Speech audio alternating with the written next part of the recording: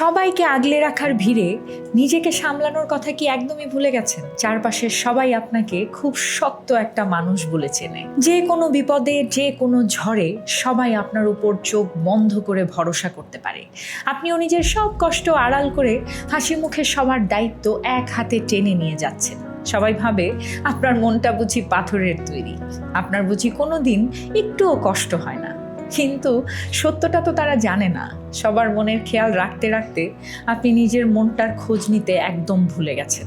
আয়নার সামনে দাঁড়ালে আজ এক ভীষণ ক্লান্ত মানুষকে দেখা যায়, যে আর নিজের এই শক্ত মুখোশটা টেনে নিয়ে বেড়াতে পারছে না। শুনুন, সব সময় শক্ত সেজে থাকার এই যে এক অদৃশ্য চাপ আপনি বয়ে বেড়াচ্ছেন, এটা এখন বন্ধ করুন। কারণ এটা আপনার ক্ষতি করছে, আর কারো ক্ষতি হচ্ছে না।